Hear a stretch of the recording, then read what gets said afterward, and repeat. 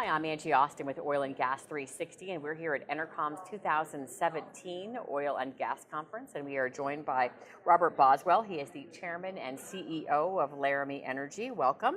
Thank you. Well, Laramie Energy, I understand, is the third largest producer in the Piceance basin. So could you give us an overview of your operations there? Certainly. Laramie Energy is the second generation of Laramie Energy. We sold the first company in 2007 and immediately started back up. Our company was founded on the philosophy that focus or concentration is important. And by having focus and concentration, you're able to make operational improvements, gain efficiencies, learn how to better produce the formation, and better access to markets. We today have a concentrated position in the Piceance Basin, about 152,000 net acres, including some 20,000 acres of mineral interest.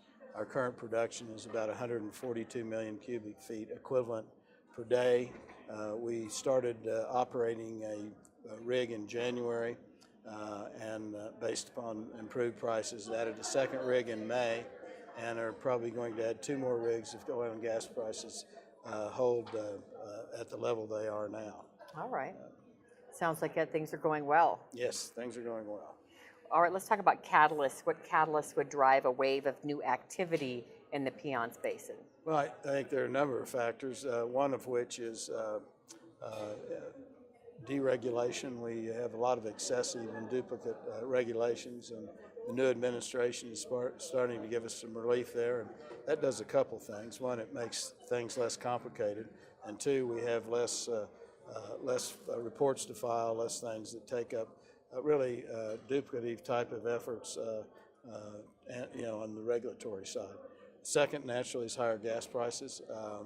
We don't expect those and aren't depending upon those, but I think those higher gas prices would certainly be a driver for increased activity across all basins.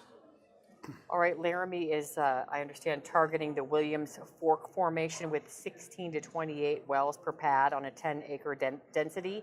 So can you talk about how you're thinking about well density in the Williams Fork and your strategy for completions there? Certainly. Yeah, we've, all these plays, you go through a learning curve and you evolve. Today we are drilling actually on 2 columns.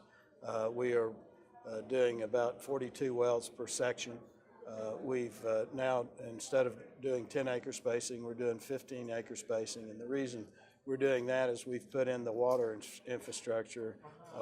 Water costs, handling and disposal and supply are the highest cost in the Piceance Basin, and we've put in the infrastructure to allow us to significantly reduce those costs. So we're drilling actually 16 to 22 wells per pad. Each pad's about 5 acres.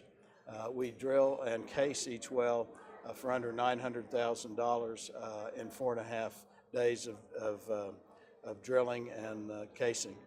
We're doing propellantless or sandless fracs and using higher water volumes, and what we've found is just given the pressures and the orientation of the basin with the mountains, that we're able to do these fracs using water, and we have the equivalent types of EURs that we were having with using proppant, but at a much reduced cost.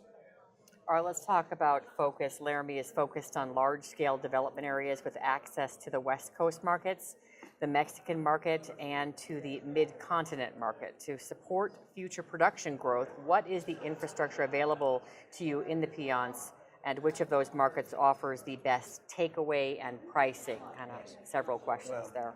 Yeah, today we we produce our gas, and we have 1,100 BTUs gas in the Mesa Verde, and that we process everything through Enterprise at Meeker, Colorado. From there, we can go in several different directions. We take our liquids down to Mount Bellevue, which Enterprises buys at Mount Bellevue. We take our gas, we can go east or west. There's ample capacity on Ruby and Northwest pipelines to get gas to the western markets. Kern is running a little bit tighter, but we have ample takeaway capacity, and markets we target are the growth markets. It depends on a number of factors as to which market is most attractive, but we've got optionality in both our gas processing and transportation agreements, and we generally make decisions on a monthly basis as to which market looks the most attractive and allocate our gas towards those markets we think are the most attractive. That makes sense. Yeah. So are you enjoying the conference? So far, yes. Yeah? Yeah. You It's didn't an have to excellent travel conference. far. No, we are 2 blocks away, so it was an easy commute. So your flight was on time. It was very easy. All right, well, thank you so much. I appreciate you joining us. Again, Robert Boswell, the chairman and CEO with Laramie Energy, and I am Angie Austin with Oil and Gas 360. Thanks for joining us. Thank you.